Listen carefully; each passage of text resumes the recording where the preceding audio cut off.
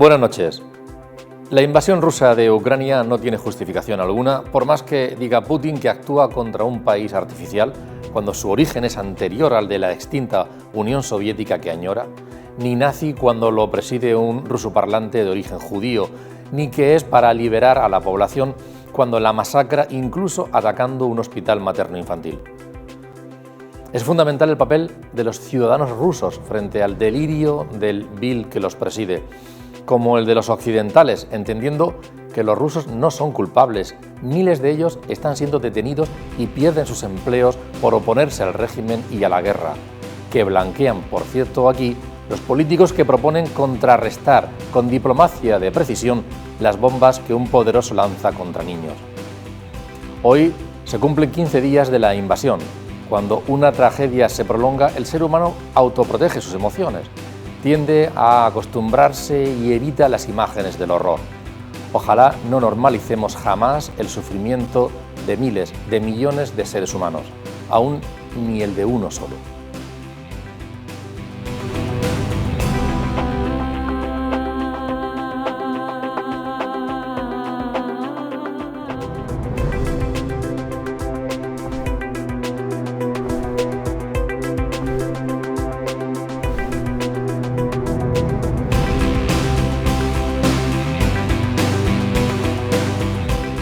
Bienvenidos al debate en Popular Televisión. Vamos a analizar esta cuestión, vamos a analizar lo que está ocurriendo allí, también las consecuencias, las medidas económicas que se están adoptando respecto de Rusia y que también tiene consecuencias sobre nuestro país y todo en base a una situación dramática a nivel humano. Lo vamos a hacer con Javier Adán, compañero de los medios de comunicación, periodista. Bienvenido, buenas noches, Javier. Buenas noches, muchas gracias por la invitación y bueno, pues un saludo solidario con todo el pueblo de Ucrania y bueno, pues expectantes porque a ver si de alguna vez y de alguna manera pues esas conversaciones que de momento están siendo fallidas pues pueden llevar a algún cierto éxito diplomático, porque lo más importante es salvar a toda esa gente. Nos acompaña también Guillermo Barquero Buse, que es consultor de comercio internacional, además es profesor en la Universidad Católica a nivel de máster, en concreto del máster de Business Administration. Bienvenido, Guillermo, un placer. Muchísimas gracias, buenas noches. De contar contigo, que además nos contaba un detalle, por cierto, que el día, hace 15 días, el día que estalló la guerra o la invasión, estabas en Rusia. Efectivamente, ahí estaba, en Voronezh, que es en la parte sur, justo cerca de la frontera con Ucrania, o sea que me pilló justo ahí en pleno momento. Situación un poco complicada. Buenas noches, bienvenido, un placer contar contigo. Y nos acompaña también Gonzalo Guandasel, que es el decano de la Facultad de Ciencias Jurídicas de la empresa Universidad Católica. Bienvenido, Gonzalo, buenas noches. Buenas noches. Buenas noches. Vamos a hablar un poco, primero os pregunto por la parte, cómo estáis viendo el conflicto, las consecuencias, las imágenes terribles que estamos viendo. Imágenes, por cierto, Javier, que el Papa Francisco decía la semana pasada, hubo una imagen terrible que se ha quedado como un icono, esa familia muerta, por cierto, salvo el marido que salvó la vida, la mujer y 2 hijos, tirada cuando intentaba huir y fue alcanzada por un mortero, fue un mortero ruso, y a renglón seguido, y dio la vuelta al mundo, New York Times fue quien la dio a conocer, y a renglón seguido el Papa Francisco decía que le daba las gracias a los periodistas en general y a los gráficos en concreto por estar haciendo el trabajo que estaban haciendo, que era dar a conocer lo que estaba ocurriendo allí, porque si no, esas y otras circunstancias trágicas no se conocerían. Puso en valor el papel del periodista, del reportero en este caso. Él además ha demostrado un compromiso social importantísimo. Desde el primer momento ha estado a favor de las víctimas y no ha tenido ninguna duda en señalar eso, quién es el culpable de esta invasión, de esta guerra. Y efectivamente, sí, el llamar la atención sobre el papel de los periodistas está bien. Hacía referencia a esa imagen dolorosísima, ¿no? Cualquiera nos identificamos con que esos podían ser nuestras familias. Hoy mismo el New York Times sacaba un reportaje sobre el padre, lo ha encontrado y claro, es algo, pues otra vez se te vuelve a retorcer el alma, ¿no? Pues viendo todo eso. Hay una circunstancia a favor del periodismo que también resaltaba el Papa Francisco, y es que es cómo estamos trabajando trabajando para evitar los bulos, ¿no? Porque en este caso el bulo informativo generado por Rusia está siendo de una precisión y de una novedad importantísima. Se van a romper varios paradigmas en toda esta guerra, se han roto ya, uno de ellos es el informativo. Si tú quieres generar desinformación, no solamente des noticias falsas, sino da muchas noticias falsas, mientras los periodistas tenemos que intentar comprobar una a una, y entonces al final el ciudadano normal se le genera esa desinformación y dice, todos son iguales, a saber lo que es verdad. Entonces ese es el éxito de ahora mismo del ejército de Putin, en el que incluye periodistas, que no se nos olvide, que incluye periodistas, incluso medios de comunicación propio. Uno de los paradigmas que habrá que cambiar. Hay que censurar algunos medios de comunicación que están exclusivamente al servicio de una guerra ilegal, es un paradigma que puede cambiar. Otro paradigma, el paradigma económico, todo eso de las deslocalizaciones, dependencias tan fuertes como estamos teniendo de las materias primas rusas, ¿eso qué es lo que va a pasar con ello? Y otro paradigma, todos los que éramos claramente, yo creo que cualquiera es antibelicista, pero resulta que si quieres la paz te tienes que preparar para la guerra, tienes que recuperar ese viejo adagio, ese viejo proverbio romano en el que dices, pues hombre, pensábamos que estábamos en otro momento de la civilización, pues igual no. Os recomiendo la lectura del artículo de hoy de Víctor Meseguer, en el diario La Verdad, que habla precisamente sobre esa cuestión, que evitar el horror no se consigue diciendo, oye, pues yo ignoro lo que ocurre, no me meto, no es mi historia, o yo es que soy pacifista o soy tal y no me quiero meter en ese conflicto que se está produciendo o en ese horror que se está generando. Hacemos referencia, Guillermo, a esa imagen, hay más icónica. Yo la verdad es que me voy a ahorrar ponerles imágenes terribles esta noche, les voy a ahorrar a ustedes verlas. Hay más, como la de ese ataque materno-infantil, o a mí me ha impactado hoy un niño, una niña, que caminaba sola, sollozando por una carretera sin saber dónde iba solo y sin saber dónde iba. Hay imágenes terribles. ¿Y con qué te queda todo este conflicto a nivel humano, a nivel social? Bueno, la verdad es que me conmueve muchísimo. De hecho, es una cosa que tengo reciente. En primer lugar, porque Ucrania, bueno, por tema de negocios sí que he estado recientemente allí. De hecho, estoy en Kiev y luego también toda la parte sur, que es la parte agrícola, el sector que toco yo. Entonces, claro, habiéndome recorrido eso con clientes, que muchos de ellos son amigos ahora, habiendo visto a la gente, habiendo comido con ellos a pie de calle, ver las ciudades tan bonitas que tienen allí y ahora ver lo que está pasando, pues se me encoge el corazón, lógicamente. Gonzalo. Bueno, pues yo la verdad me pasa un poco lo mismo. Yo creo que es una vergüenza esto que está pasando, esta guerra de Putin, que yo creo que, bueno, por las ambiciones que él pueda tener, es una vergüenza lo que está haciendo a nivel humanitario. No se puede. Ayer veíamos el ataque al hospital infantil Mariupol. Yo creo que eso no se puede justificar. Y antes decía Javier que él lanzaba un apoyo al pueblo ucraniano. Yo también tengo amigos, tengo una profesora ucraniana que tiene su familia, que está planeando cómo sacarla. Pero también quiero lanzar un apoyo al pueblo ruso, porque hay mucha gente en Rusia que no está de acuerdo con esto, que está protestando, que está siendo arrestado. También tengo amigos rusos que lo están pasando muy mal, porque esto es la locura de un tipo que evidentemente tiene su poder y su aparato, pero que en muchas ocasiones el pueblo ruso no está de acuerdo. Un apunte más sobre esta cuestión. Aquí en muchos lugares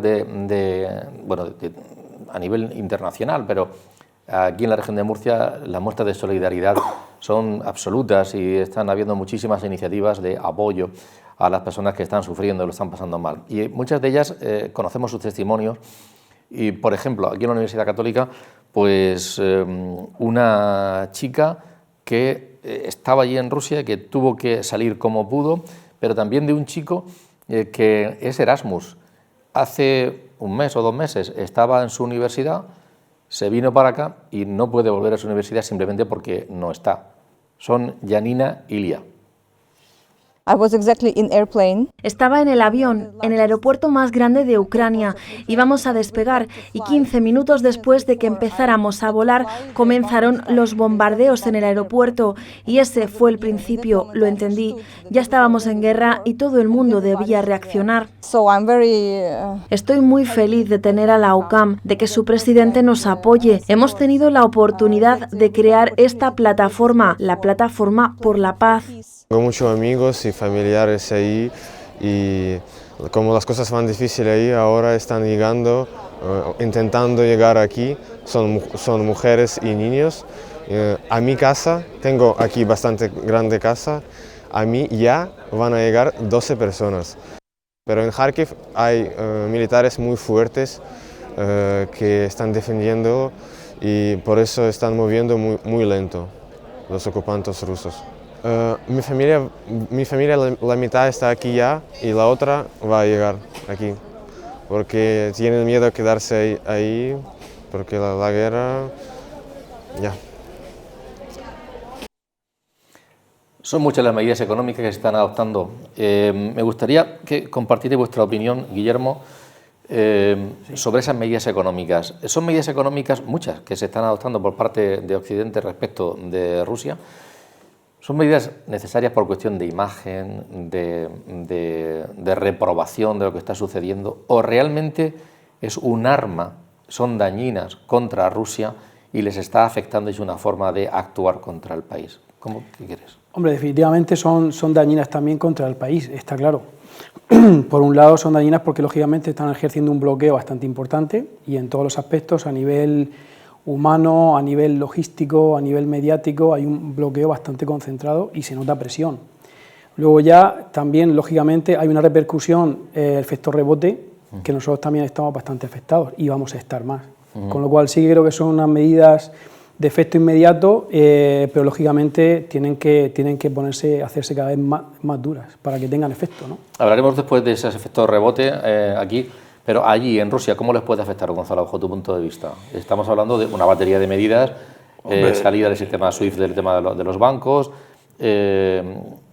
salida de muchas empresas, dejar de comprarle, ahora anuncia también Estados Unidos y Reino Unido dejar de comprar petróleo. ¿Cómo puede afectar? Hombre, pues a la población rusa le va a afectar muchísimo, ya lo ha dicho Guillermo hace un momento. Es decir, para empezar, la depreciación de la moneda. El rublo ha caído un 60%, por lo cual todos los activos que tú puedas tener en esa moneda ya se han depreciado un montón. Aparte, el sistema SWIFT no puedes utilizar no puedes hacer ninguna transacción internacional, no puedes acceder a ningún tipo de fondo, solo puedes manejar los rublos que puedas tener. Por lo tanto, la población rusa lo va a sufrir, pero también lo vamos a sufrir nosotros, porque claro, si a ti te sacan del sistema SWIFT, quiere decir que tú no puedes hacer transferencias de Rusia a Europa, pero tampoco de Europa a Rusia. Por lo tanto, las exportaciones, por ejemplo, Alemania, el 46% de sus exportaciones son a Rusia. Y eso no va a poder hacerlo. Ya lo decía Biden el otro día, que estas medidas son un sacrificio también para nosotros, pero yo creo que la ocasión lo merece. Como decía Víctor en el artículo que tú has nombrado antes, hay que hacer lo que haya que hacer para combatir a este hombre y esta locura en la que nos ha metido. Porque además hay una cosa que nos ha sorprendido a todos, y es que Europa ha reaccionado de una manera rápida, de una manera coherente, de una manera efectiva. Las medidas son muy efectivas, están haciendo mucho daño a la economía rusa. Y yo soy partidario, pero es una teoría muy personal, de que esa unión y esa rapidez de Europa se debe también a que no está el Reino Unido. Yo creo que el hecho de que el Reino Unido ya no forme parte de los 27 ha favorecido que esas decisiones sean más rápidas. Fíjate tú que entre los cambios de paradigma quizás habría que contemplar también el concepto de Europa. Ahora mismo Finlandia y Suecia han pedido esa defensa común, no integrarse a la OTAN de momento, que también hay una parte de la población importante que ha solicitado el meterse en la OTAN, que no estaban. El caso de Finlandia era evidente, durante gran parte de su historia siempre ha estado vinculada a Rusia o invadida por Rusia, y esa circunstancia nueva yo creo que sí que está haciendo que tengamos un alma europea común que no se había encontrado hasta ahora, y entonces es algo que podemos ver como positivo hacia el futuro.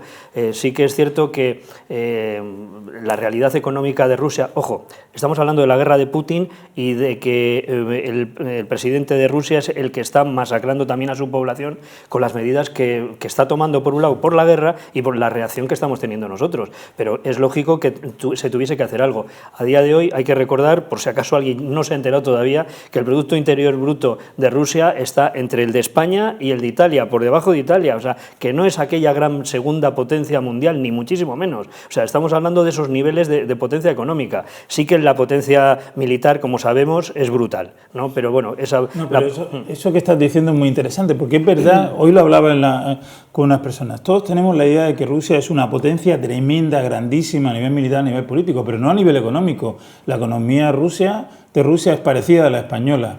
Rusia en realidad es una gran estación de servicio, una gran gasolinera de carbón, de gas y de petróleo que tiene potencia nuclear, pero nada más. Es decir, su economía está cerrada, está muy autárquica, es decir, no es esa potencia económica que podemos pensar que lo es a nivel político. Guillermo, lo que me ha sorprendido, no sé si a ti evidentemente no, pero ayúdanos a entenderlo, y es que, bueno, las ansias de Putin y de alguna persona más por recuperar ese Estado ruso, esa Unión Soviética y demás, contrasta realmente con la realidad que vemos de que son muchas empresas y comercios y cadenas y marcas occidentales que están operando allí, que los rusos, los ciudadanos de a pie normales, consumen de allí, que hay muchísimas relaciones, y hasta los oligarcas se vienen a Europa a colocar sus barcos y sus Están aquí todos, efectivamente. Es decir, que hay una relación comercial económica mucho más intensa de lo que se podría imaginar, ¿no? Bastante fluida. Yo además pienso que estas medidas, como decía Gonzalo también anteriormente, están encaminadas a ir estrangulando gradualmente, y es cuestión de tiempo, todas estas transacciones, porque realmente el flujo de capital, si lo cortan de raíz, cortan el ombligo, pues lógicamente ahí hay mucho movimiento, mucho flujo económico que está funcionando desde hace muchísimo tiempo y que lógicamente se ve abocado a fracaso. Entonces sí que es verdad que esas medidas van a resultar efectivas a corto plazo, y el flujo económico, pues lógicamente está bastante influenciado. Bueno, como decías tú, hay muchísimos rusos que están aquí, muchísimas empresas que están allí, y a pesar de que es el país más grande del mundo, que a nivel logístico es un problema bastante gordo, pero a nivel de población son casi 150 millones de habitantes, y a nivel PIB lo estamos viendo. O sea que realmente a nivel importancia económica mundial no es tanto, pero sí que a nivel tanto logístico como de lo que es energético, sí que va a afectar a la economía mundial. Ese es el tema importante, porque bueno, no lo hemos comentado para que la gente lo entienda. El SWIFT es una sociedad de comunicación entre bancos que está formada por 11.000 bancos de 300 países.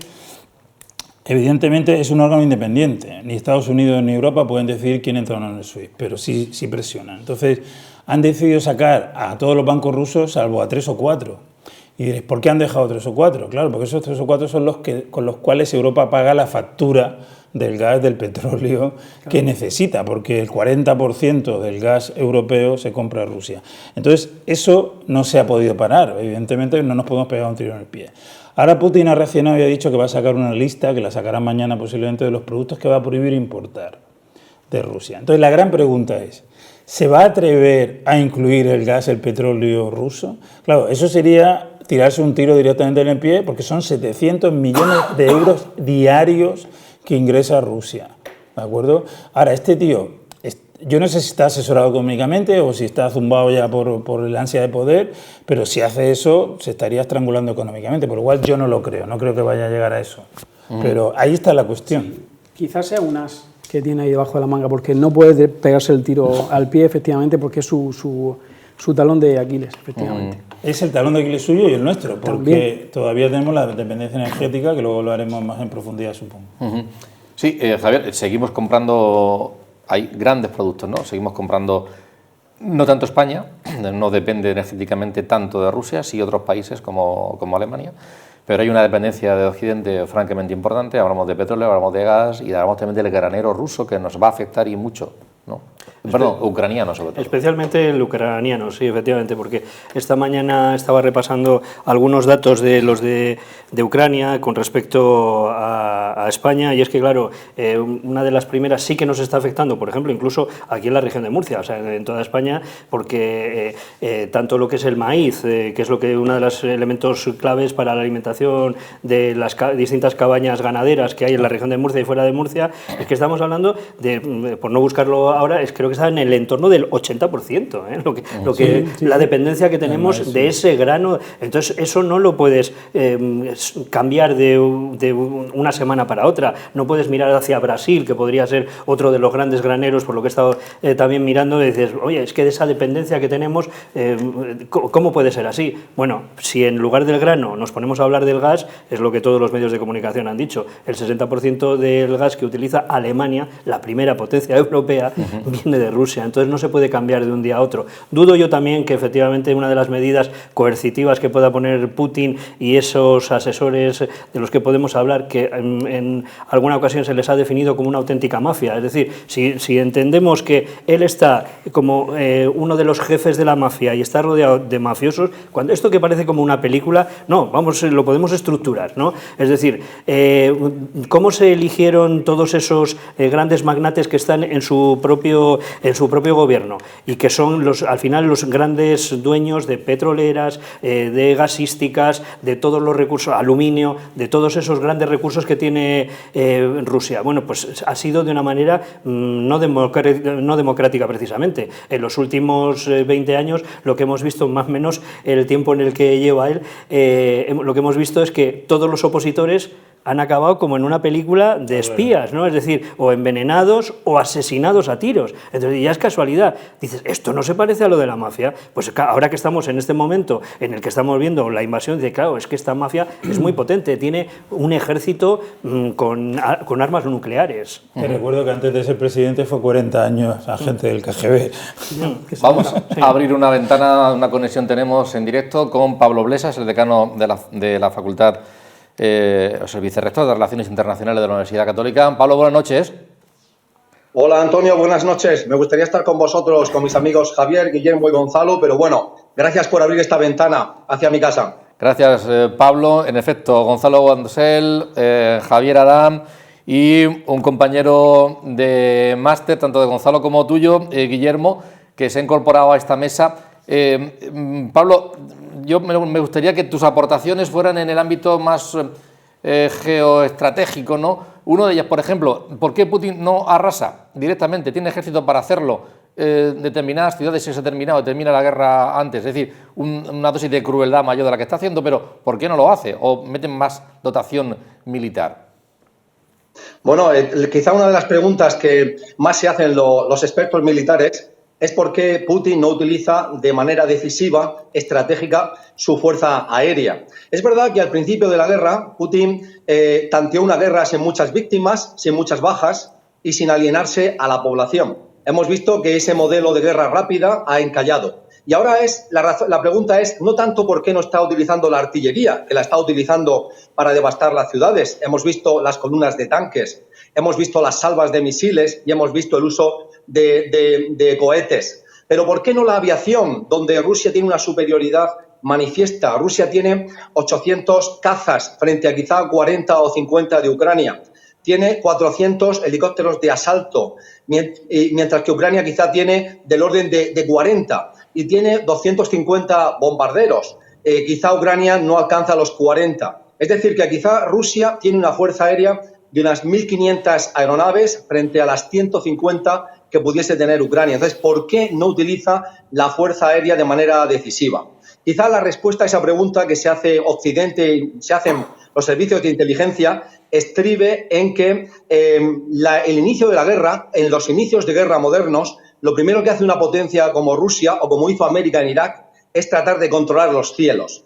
Así que esta guerra se inició con unas salvas de misiles de crucero, unos 200 misiles, con el objeto de destruir los aviones, los radares y los sistemas antimisiles de Ucrania. Pero Rusia fracasó en ese objetivo porque quizá avisados por Occidente, los ucranianos dispersaron su capacidad antiaérea.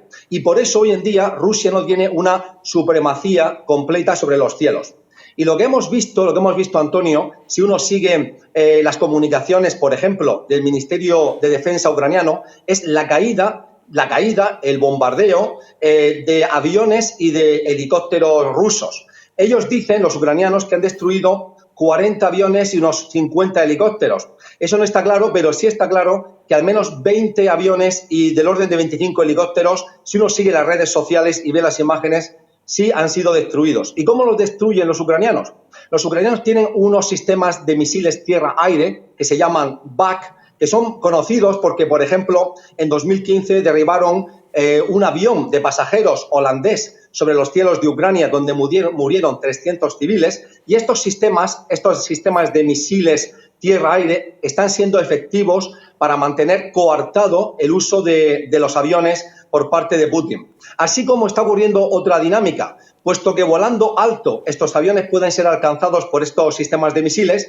Cuando vuelan bajo, los aviones rusos lo hacen por dos razones. Una, por evadir estos sistemas, que cuando el avión vuela bajo no son eficaces, y también porque estamos viendo cómo los rusos están bombardeando con lo que llamamos bombas tontas. Sabéis que desde la guerra de Irak estamos familiarizados con las Smart Bombs, que son bombas dirigidas con GPS. Esas bombas pueden bombardear desde 10.000 metros de altura una pelota de golf, una pelota de baloncesto, una pelota de ping-pong, porque van por GPS.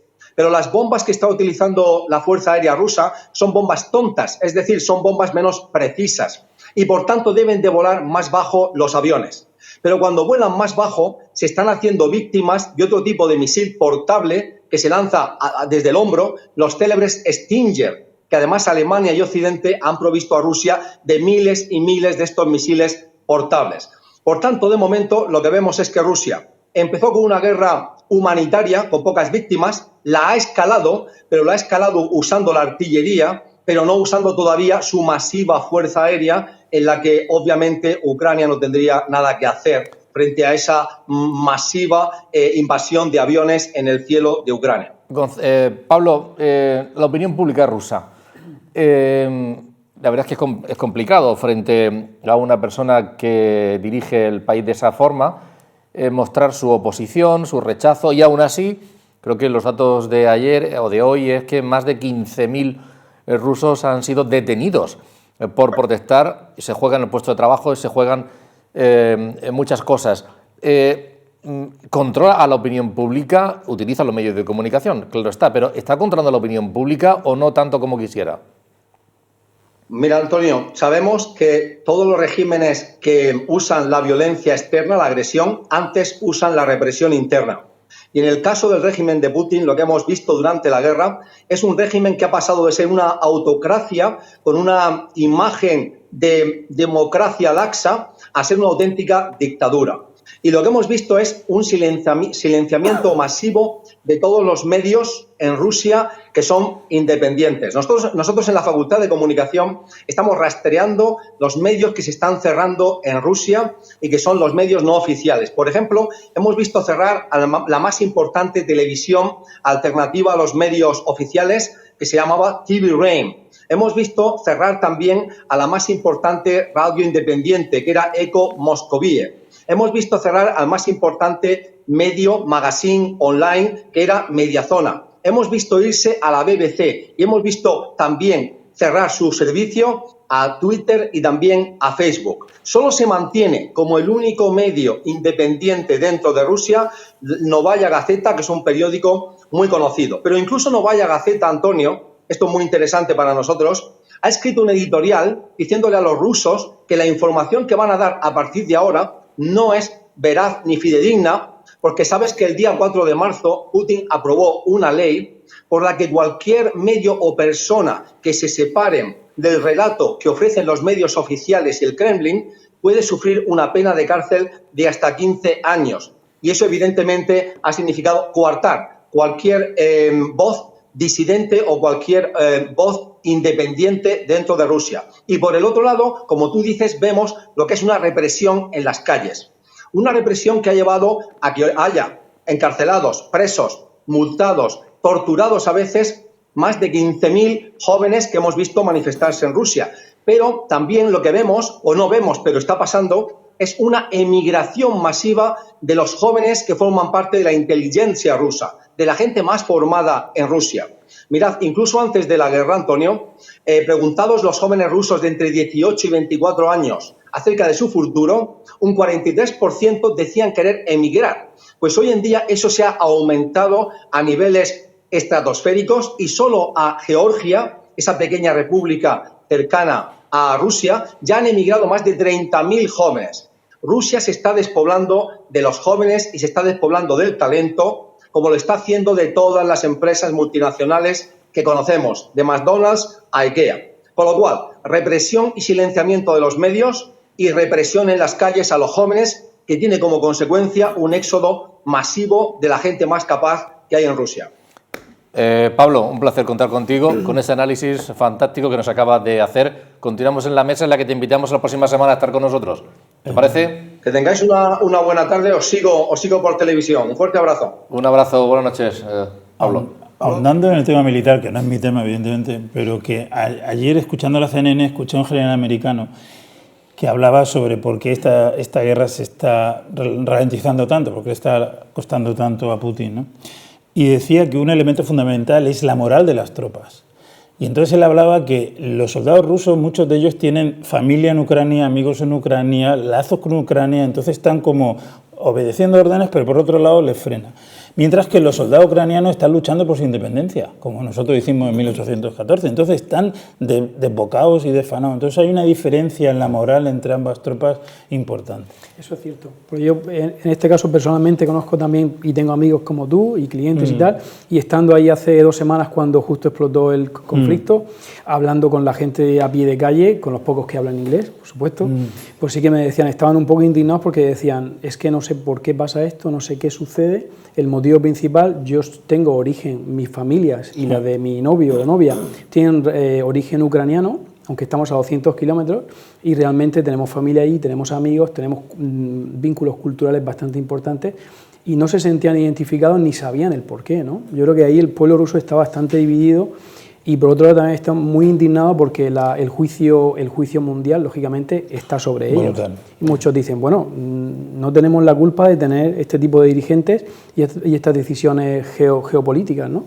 Antes, cuando decía yo lo de ese régimen mafioso, que podría parecer un órdago que estás diciendo ahí, es que sobre todo me refería a por 2 elementos informativos. En los famosos papeles de Wikileaks, uno de los que se publicó fue las declaraciones que enviaba a Estados Unidos el embajador de Estados Unidos en Moscú, John Bailey, que si lo reconoceríamos todos, un señor así muy seco, enjuto y tal. Y decía eso, dice, Rusia es un estado mafioso. O sea, no se refería solo a Putin como el director de todo ello. En todo caso sería incluso al revés, que es un estado mafioso en el que han puesto a un líder, que es en el que, dada su gran experiencia en la KGB, pues lo controla todo muy bien. Y en esta misma semana, en el diario El Mundo, se publicaba el negocio de Putin con la mafia rusa en la guerra de Ucrania. Carbón, oro, heroína, gas de contrabando, etcétera, etcétera. Es decir, esto es una información de un compañero de Roberto Saviano, que está investigando sobre todo esto, y dices, vamos a ver, si es que no estamos hablando de una figura retórica, estamos hablando de que otro de los paradigmas que tenemos que mirar, ¿no? Que es decir, que se pueden instalar en algunas potencias auténticas redes mafiosas que gestionan un país, y entonces tendrán ejércitos y tendrán armas, y pueden ocurrir cosas como esta. Hay cambio de paradigmas. Vamos a hablar de cuestiones económicas también, de la repercusión. Antes hablaba del efecto boomerang, que es sobre la economía de Occidente y la española en concreto, puede o está ocasionando. Voy a poner algunas palabras sobre la mesa, como por ejemplo inflación, y la pongo encima de la mesa porque ayer decía Pedro Sánchez en el Congreso de los Diputados que la inflación y los precios del combustible son culpa de la guerra en Ucrania. La inflación, ¿qué puede pasar bajo vuestro punto de vista? Precio de la energía, que no para de subir, el combustible, vamos a echar gasolina y está por 2 euros, el litro en algunas gasolineras. Abastecimiento, por ejemplo, para lo que hablabais antes del grano, no tanto para el aceite, que también para consumo de girasol, pero sí especialmente para las cabañas, a nivel ganadero. A nivel de efectos, consecuencias de boomerang en nuestro país. Mira, vamos a ver, sobre el tema del precio de la energía. Hay una cosa que tengo muy clara, y es que el gobierno ahora puede decir lo que quiera, los políticos sabéis que se aprovechan de lo que pasa por delante para echarle la culpa de todo, y ahora la guerra, antes era el COVID y ahora la guerra pasa por aquí, entonces todo es de la guerra. Vamos a ver, el gobierno desde octubre hasta aquí podía haber hecho muchas cosas para evitar de esta subida de la energía, y podía haber desde tocado los impuestos, que son en el caso del petróleo o de la gasolina, son más del 52% del precio y muchas cosas más. Pero en el caso de la inflación, vamos a ver, Siento decir esto, pero ayer mintió claramente el presidente del gobierno porque la inflación ya era alta antes del 24 de febrero que se inició la guerra, ¿no? Estábamos en un 7,5% al principio de febrero, por lo cual ya estamos en una situación de precios altísima que se decía que iba a ser coyuntural. Yo incluso lo pensé en un momento determinado. ¿Cuál es el problema ahora? El problema ahora es, desde mi punto de vista, que la guerra, estamos en una economía de guerra, entonces ahora la economía se está parando. Si tú juntas una subida de precios alta con una paralización de la economía, entras en lo que económicamente llamamos la estanflación, que esa sí es una situación gravísima, porque la estanflación tiene la paradoja que por un lado tiene los precios muy altos y por otro lado no hay actividad económica, hay un paro altísimo, por lo cual entra una situación de desconsuelo absoluto. Quizás todavía no estamos ahí porque todavía algunos organismos, incluso los mercados de futuro, siguen apostando a que esta guerra sea rápida y que podamos volver a una senda de crecimiento, pero sí es verdad que ese fantasma está ahí. Desde luego no se debe solamente a la guerra. El gobierno podía haber hecho muchísimo más para evitar esto. Javier. Hombre, sí, con la subida, además de los carburantes, lo que podemos ver que es el efecto inmediato es una mayor recaudación para el gobierno, porque hay una parte importantísima del precio de las gasolinas, el que son los propios impuestos. Entonces, más aumento del precio, más recaudación. Pero bueno, de todas las maneras, sí que estamos viviendo una situación que es absolutamente descontrolada, nueva y sí que me preocupa la parte, por ejemplo, energética de lo que es el precio de la luz. Se ha comentado mucho, pero hay que volver a insistir. O sea, estamos hablando de que están marcando los precios de la energía eléctrica lo que es el precio del gas, cuando resulta que aquí en España, pues más o menos, ahora tenemos lo siguiente, un 20% del 100% de la energía eléctrica que se produce, el entorno del 20% que son renovables. Es que tenemos una potencia de renovables importantísima. Otro 20% viene a ser la hidroeléctrica, es decir, que no tienen ninguna, fíjate tú que estamos ya en más del 50% podríamos estar, en el que no tiene nada que ver el precio del gas. El precio del gas ahora es marginal, pero es que resulta que es como es el último que entra en la escalada de precios y los precios esos son marginales, es decir, el último que entra es el que marca a todos los demás, pues sí que se están recibiendo caídas, o sea, beneficios caídos del cielo, la mayor parte de las empresas de energía eléctrica que lo controlan prácticamente todo, es decir, desde lo que es las renovables a lo que es las gasísticas. Y entonces, claro, estamos viendo el reflejo más claro. En la bolsa todos los valores están cayendo. Hoy se ha suavizado algo, pero vamos, en estos días atrás ha habido unos días de caídas importantes de la bolsa española, por supuesto que las del resto de Europa también, pero que dices, había algunas del IBEX 35 que estaban en verde. ¿Cuál? Todas las energéticas. Es decir, todas las que estas iban además con márgenes importantísimos de subida. Los bancos, pues claro, ante una situación tan difícil y tan variable como esta, pues resulta que estaban en pérdidas, pero en Agas, todas en máximos. Guillermo, comercio, negocio. Efectivamente. Bueno, pues la verdad es que aquí en España. Reflejo total, como decía, bueno, estoy de acuerdo contigo también, y en ese aspecto lo que decía Gonzalo, primero fue el COVID, hablando del tema de los precios del carburante, los precios de la energía, etcétera, etcétera. Esas subidas tan fuertes que tuvimos en la época COVID se han acabado, ahora viene la guerra, ya la justificación de la subida yo no lo veo. O sea, sinceramente. Lo que pasa, y ya por otro lado, a nivel, por ser un poco positivo en ese aspecto, lógicamente ahora mismo nos viene el tsunami. Nos viene, pues estamos todos asustados, que si los precios, que si el aceite de girasol, que si no voy a poder echar gasoil para ir al trabajo. Lógicamente, hasta que no se estabilice un poco la economía, primero es la ola del tsunami, la ola grande.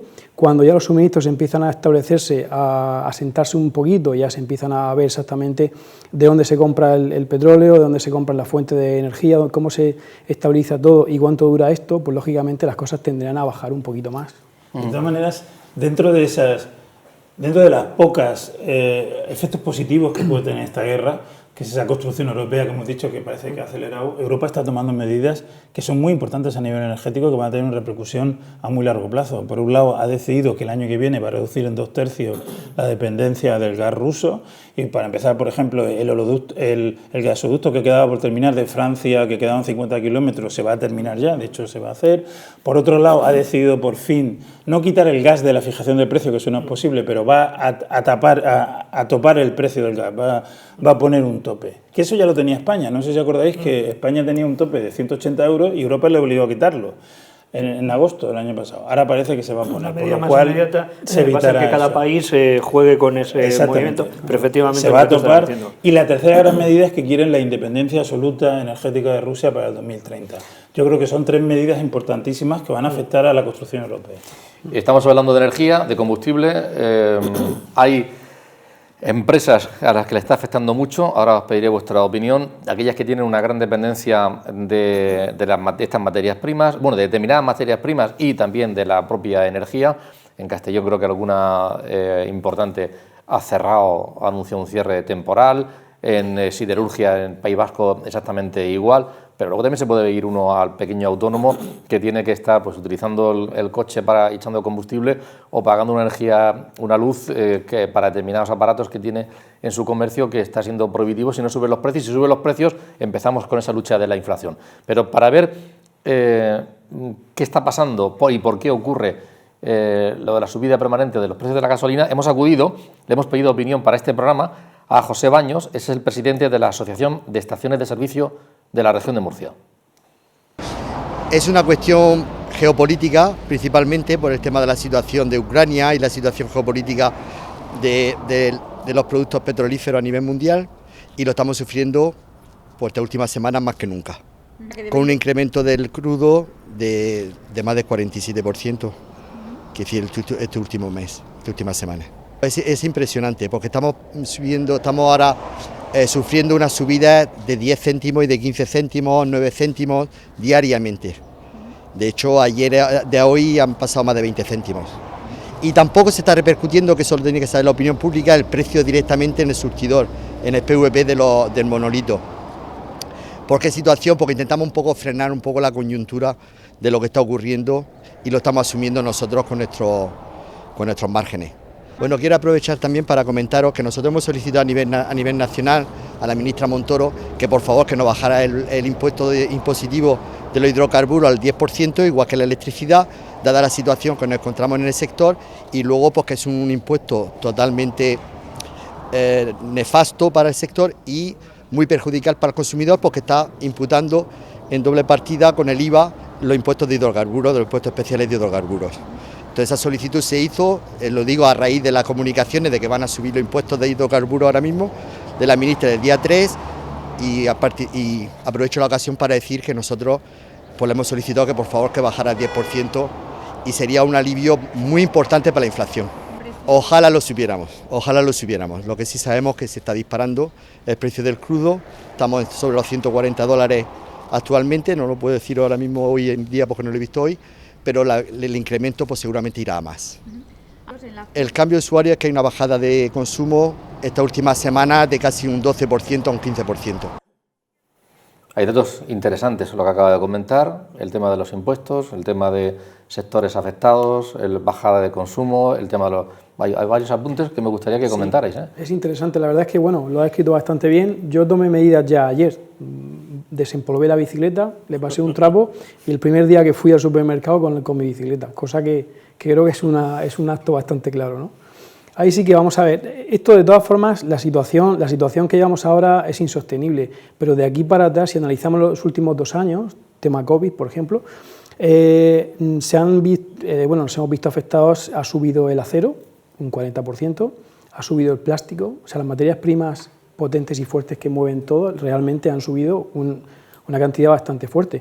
Y de hecho, el transporte, lógicamente, también, lo que es mandar un contenedor, cualquiera lo sabe, una media de España a México, por ejemplo, hace 2 años y medio por ahí, costaba $3.000, $4.000, ahora estamos de $12.000, $14.000 para mandar cualquier tipo de mercancía, con lo cual eso ya nos está diciendo que el precio y ese esfuerzo de ahorro está en todos los sectores, ¿no?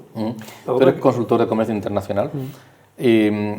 ¿Hay algún sector que especialmente se puede ver dañado? Bueno, trabajas especialmente el agroalimentario, ¿no? Sí. Pero ¿hay algún sector que tú creas que se puede haber especialmente afectado aquí en nuestro país, por ejemplo? Especialmente afectado. Bueno, vamos a ver, el mundo es muy grande. Quiero decir, lógicamente se van a ver afectados aquellos países que tienen todos los huevos de su cesta puestos en los países rusos, en este caso, porque, ojo, la crisis ahora mismo que estamos teniendo no es solo Ucrania, país que yo he trabajado bastante y me afecta directamente, no solo Rusia, sino también todos los países que están en la parte asiática de la antigua Unión Soviética, que realmente también se ven afectados. Algunos de ellos, como Kazajistán, su moneda depende del rublo también, ha bajado. Entonces quiero decir que hay un aspecto económico bastante amplio. Con esto quiero decir que, bueno, realmente las empresas exportadoras que tienen varias patas en varios mercados, lógicamente ahí van a poder equilibrarse un poquito. Pero todo el que tenga como mercado prioritario Rusia, lógicamente... Lo que sí va a haber es un cambio de relaciones comerciales con muchos países, ¿no? Efectivamente. Al final, bueno, lo que decía, al principio me acuerdo en la crisis del año 2007-2008, que las empresas que no exportaban decían, bueno, en aquella época estaba yo en el Info también como asesor, y venían muchísimas empresas diciendo, bueno, yo quiero exportar, mañana ¿cómo empiezo? Digo, pues señor, esto es algo que tiene que haber trabajado usted hace por lo menos 4 años para ahora estar en pleno pulmón. Lo que no se puede hacer es tener la crisis del momento, coger ansiedad y empezar a gastar cartuchos, ¿no? En ese aspecto hay que ir poco a poco.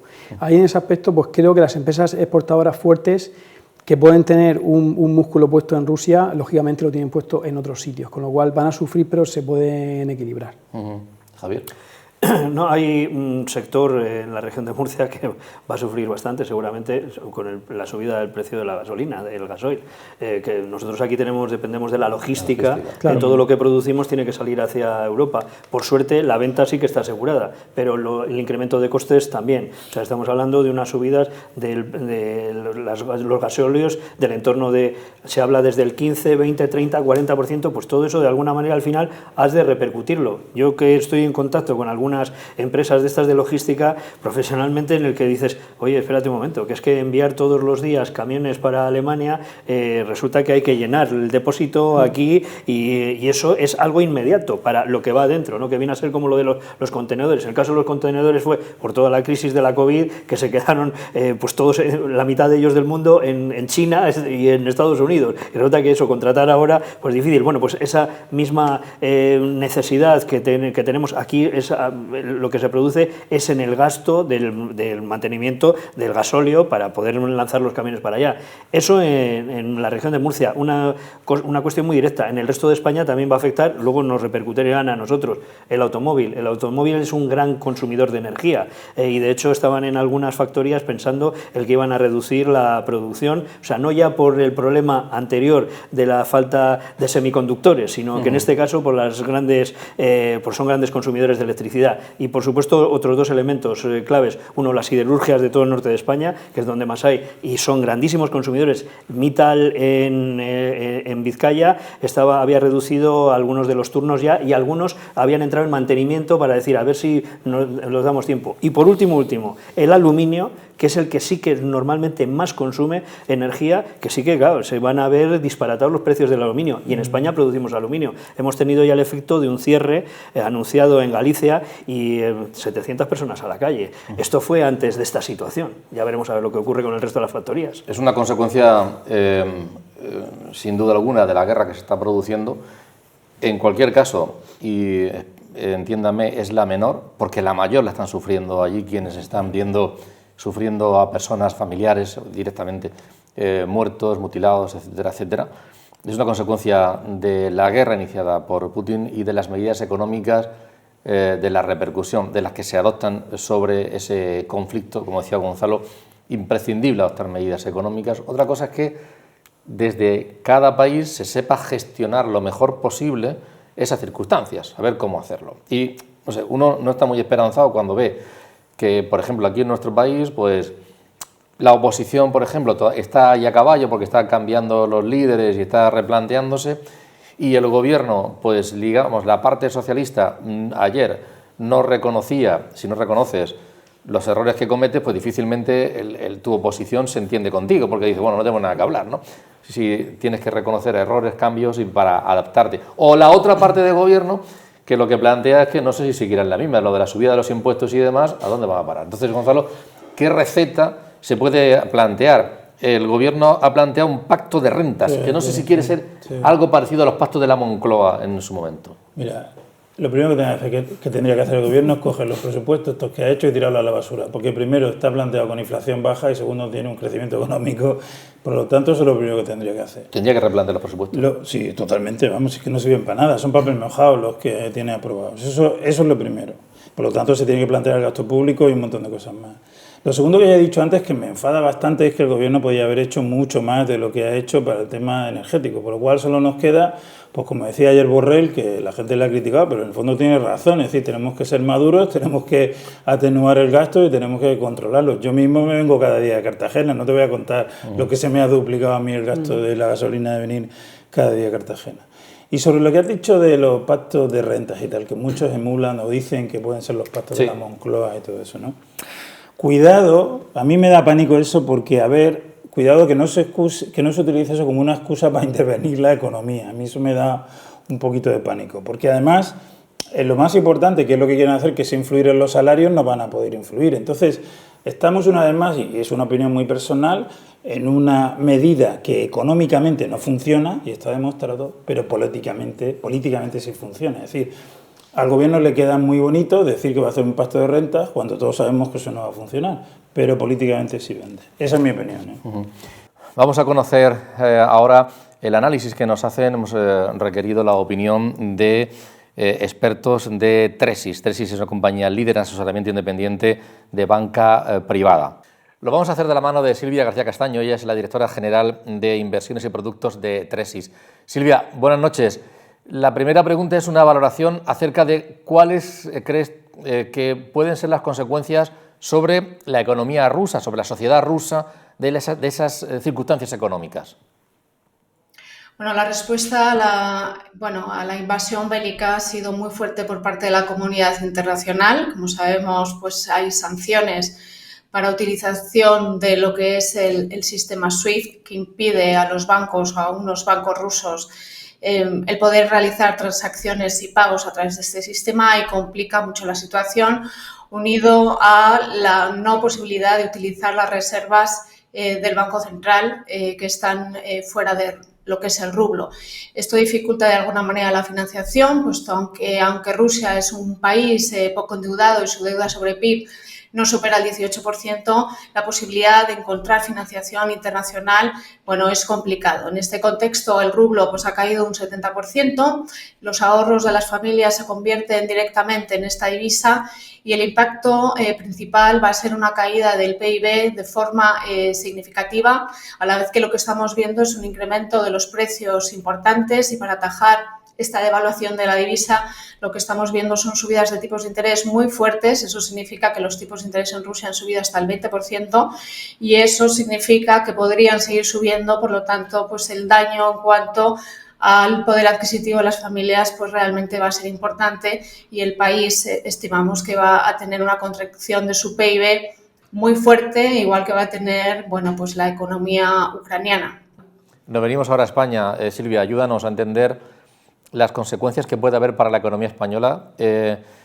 Aquí hablamos de la inflación, que puede crecer bastante más, hay quien dice que hasta 2 dígitos podría ocurrir. Eso para el ciudadano, ¿qué significa? La subida del combustible, ¿qué consecuencias podría haber? Porque son medidas un poco de boomerang.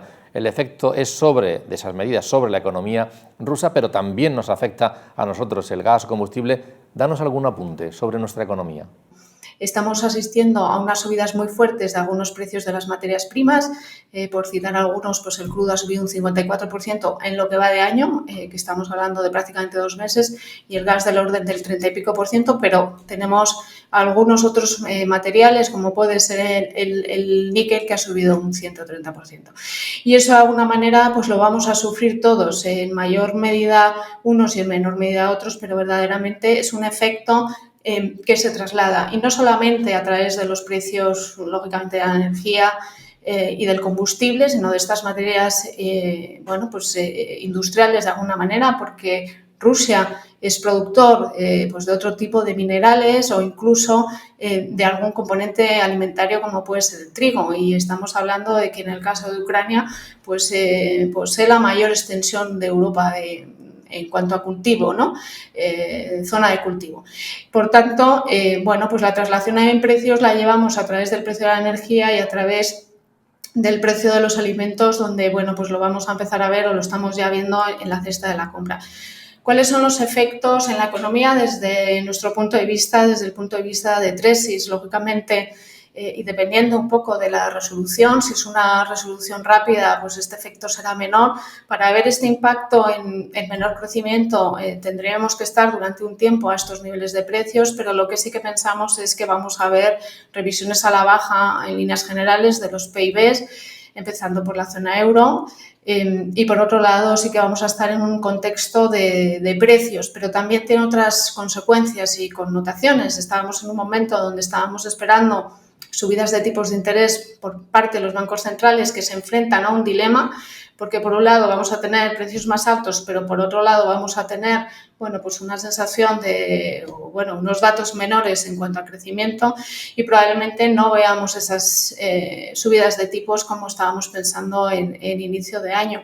Pero hay otras consecuencias más a largo plazo o incluso una vez resuelto este conflicto, que tiene que ver con el proteccionismo y bueno, pues con la dependencia y esa desglobalización que llevamos tiempo viendo con medidas bueno, donde hemos visto un Brexit, donde hemos visto tarifas y esto se une pues a esa dependencia global y a esa necesidad o sensación de que algunos países pues queramos controlar, ¿no?, las dependencias que tenemos unos de otros. Un último apunte. En Tresis sois expertos en temas de mercado, de las bolsas. En estos momentos, ¿qué puede ocurrir a corto o medio plazo? ¿Qué podría suceder ahí?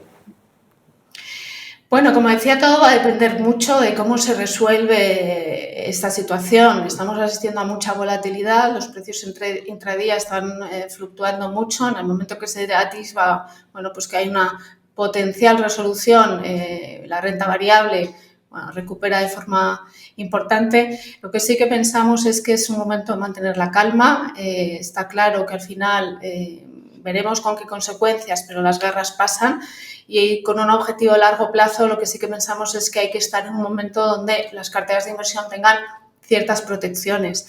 Para nosotros el hecho de estar muy invertidos como estamos a día de hoy en bolsa americana pues es una tranquilidad. Con mucho dólar, pensamos que dentro de este panorama pues la bolsa americana es la menos expuesta a este conflicto y probablemente la menos afectada y ese dólar pues también te da una protección y existen otros activos que te pueden de alguna manera compensar estas fluctuaciones o esta volatilidad, ¿no? Como puede ser activos como el oro, como puede ser bueno, pues la duración que mantenemos dentro de la renta fija o algunos activos dentro también pues de la parte de bonos pues que puedan ser más conservadores, pero no aconsejamos que reducir de forma relevante lo que son las posiciones en renta variable. Hay que tener en cuenta que si uno pierde la recuperación una vez resuelta esta situación, pues si uno vende a la baja y no recupera, bueno, pues haces una minusvalía que es difícil de recuperar en el largo plazo y por tanto, bueno, pues hay que gestionar las carteras, hay que utilizar estos activos, digamos, protectores, pero no estamos recomendando salir de los mercados financieros, sobre todo además porque en el otro lado pues los tipos de interés siguen muy bajos y con potencial de subidas, ¿no?, de cara al medio plazo. Silvia, te agradecemos que nos haya echado una mano a entender esta situación. Silvia García Castaño es directora general de Inversiones y Productos de Tresis. Muchísimas gracias y buenas noches. Muchas gracias, buenas noches. Javier, para concluir, nos quedan dos cosas más, lo advierto, pero para concluir, ¿qué podemos hacer? ¿Qué debería hacer el Gobierno, la Administración? Donde, por cierto, en el Gobierno hay también esas luchas. Sería para otro debate, Javier, pero de los que solemos tener, porque esto de que haya aparecido Yolanda Díaz diciendo, oye, me pongo del lado de Pedro Sánchez, pero las otras ministras de Podemos digan que el PSOE es el partido de la guerra, la verdad es que fue algo complicado.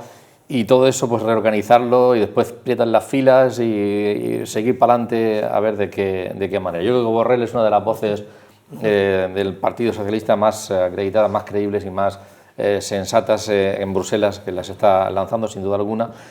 ¿Qué deberían hacer quienes nos dirigen ante esta situación tan conflictiva o qué podemos hacer nosotros, los ciudadanos de a pie?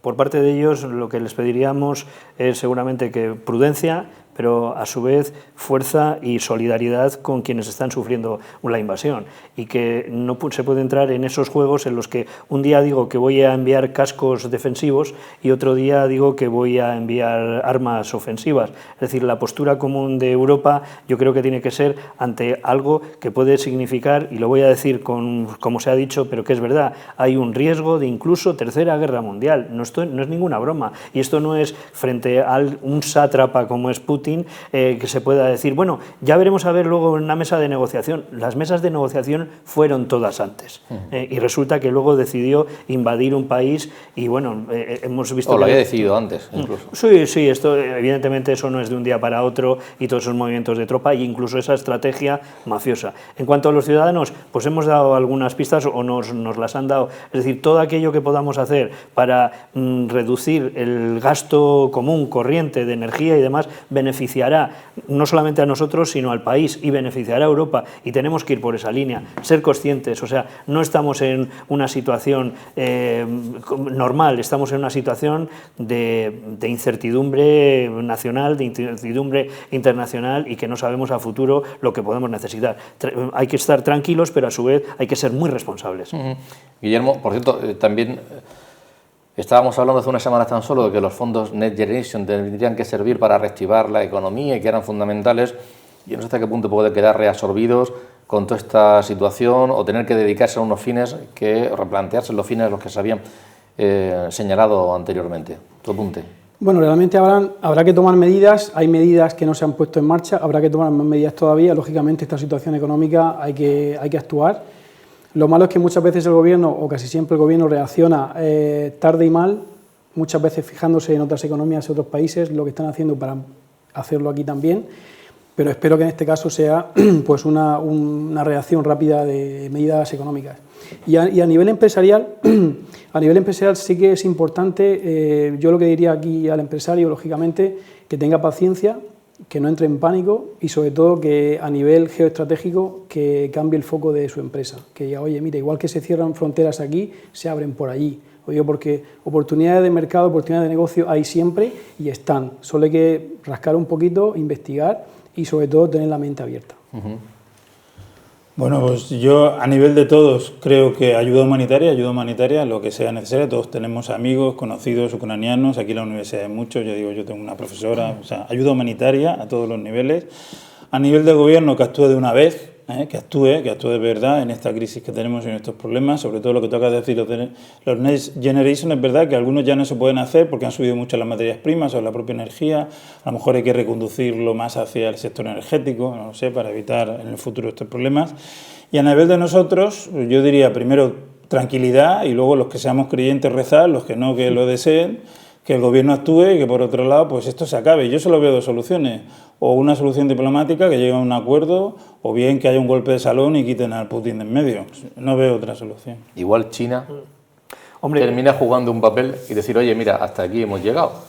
¿Por qué no podría ser, Javier? Yo creo que lo está jugando en realidad. O sea, de hecho, esa abstención que tuvo en la ONU fue muy significativa, ¿no? Es decir, no apoyar explícitamente a Putin, no apoyar a Rusia, todo lo contrario, quedarse en ese limbo. Yo creo que sí que son los que van a estar destinados a jugar esa intermediación. Lo único que eso, cuando he dicho lo de esa tercera guerra mundial, de verdad que no es una impostura, un maximalismo. O sea, que es que estamos hablando de que hay centrales nucleares que ahora mismo están ya al borde de la inanición en cuanto a la energía eléctrica que necesitan para poder mantener los sistemas de seguridad. De ahí a que haya cualquier barbaridad que todos estamos esperando o podemos esperar de alguien que no parece que esté en sus propios cabales como es Putin, pues eso. Pero la cuestión de China puede ser un elemento clave, porque China sí que puede, por decirlo así, cogerle por el razonamiento y intentarle meter en los cabales. Un detalle, históricamente Rusia y China nunca se han llevado bien, ¿eh? A lo largo de la historia los nunca se han llevado bien. Lo que pasa es que China apoyará a quien le interese apoyar a China. ¿Puede ser que China juegue ese papel? Puede ser, si le interesa a nivel económico, por supuesto que sí. A China. Y también está Turquía, ojo, que Turquía es un cliente principal y proveedor de China y de Rusia también. Con lo cual tenemos ahí main players que pueden jugar su juego también. De todas maneras hay elementos muy extraños, como en cuanto a estrategia de guerra, y por cerrar muy rápido con ello, lo comentabas tú al comienzo, Gonzalo, se está luchando de una manera muy convencional, como que fuese la Primera Guerra Mundial, por decirlo así, donde de momento, por suerte, no han aparecido ni las armas biológicas, aunque algunos ya hoy estaban denunciando, amenazando, y ni las químicas, que las vimos en Siria, o sea, que es que no estamos hablando de tiempos remotos. Y luego esa otra circunstancia que se está dando en Rusia, que dices, a mí cómo me extraña que no haya un movimiento checheno ahora mismo de independencia que siempre estuvo ahí larvado, como en Siria no se están volviendo a mover todos aquellos que se movían contra el régimen y que Rusia los aplastó, como en Georgia no se están... ¿Por qué está ocurriendo todas esas cosas, o no ocurriendo esas cosas? Los japoneses ya han reclamado las Kuriles, los japoneses sí han aprovechado la debilidad rusa y han reclamado las Islas Kuriles. Efectivamente, bueno, yo opino como él también, quiero decir que todavía, que por qué no ha pasado. Yo realmente pienso que están todos expectantes, esperando a ver lo que pasa a corto plazo, y en corto plazo vamos a tener reacciones internacionales importantes, o posicionamientos, me queda claro. Bien, pues hacíamos referencia antes al origen, ¿no?, a la situación bélica, al desastre que se está produciendo, y Gonzalo hablaba también de la solidaridad. Bueno, en las situaciones como estas sale lo peor y lo mejor también del ser humano, y aquí en la región de Murcia están siendo muchas las iniciativas que se están produciendo para acoger a ucranianos que están en situación delicada, algunos rusos que están marchándose de su país, pero especialmente a quienes están sufriendo la guerra y las bombas, ayuda humanitaria enviándola. Cualquiera de esas iniciativas es bienvenida, y desde aquí animamos a que en la medida que puedan, pues que se colabore, que se ayude. Cualquiera de ellas es sin duda alguna loable y merece la pena ser apoyada. Aquí en esta Universidad Católica se ha creado la Plataforma Universitaria por la Paz, que ha puesto en marcha también bastantes iniciativas. Algunas de ellas hubo una concentración de estudiantes, profesores y demás, con el presidente en la Plaza de las Pérgolas, la plaza central del campus. De apoyo hubo una oración, pero también hubo ayuda económica. Se va a acoger a algunos, se va a ayudar a los alumnos que están aquí, a algunos familiares que vienen de fuera. Hay posibilidad de que los ciudadanos que quieran, a través de una web que se ha creado, colaboren, que participen. Ayer, por ejemplo, también el partido de baloncesto fue solidario en cuanto a la taquilla que fue para los afectados, pero también hubo muchos ciudadanos que dejaron sus materiales, ropa, comida y demás. Vamos a conocer esa iniciativa, con ella nos vamos, pero insisto, cualquiera de ellas bien merece la pena. Y ojalá que la semana que viene le peguemos un giro a este programa, porque haya habido un giro también en el conflicto. Muchas gracias, Javier, Guillermo, Gonzalo. Buenas noches. Buenas noches.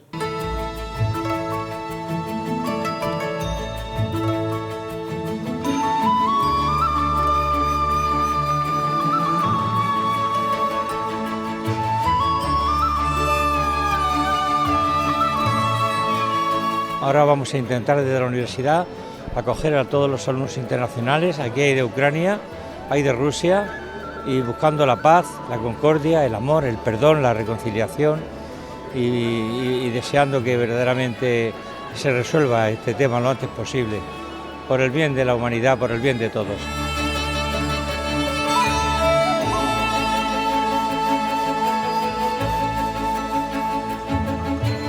Vamos a acoger a familias, ya están llegando, y las vamos a acoger para que tengan un lugar para vivir, que no les falte vestido, que no les falte alimento, que no les falte nada. Vamos, en la medida de nuestras posibilidades, a acoger a bastantes familias, ya estamos acogiéndolas, ¿no? Y algunas personas que han venido solas también, que vienen sin nada, por lo que llevan puesto.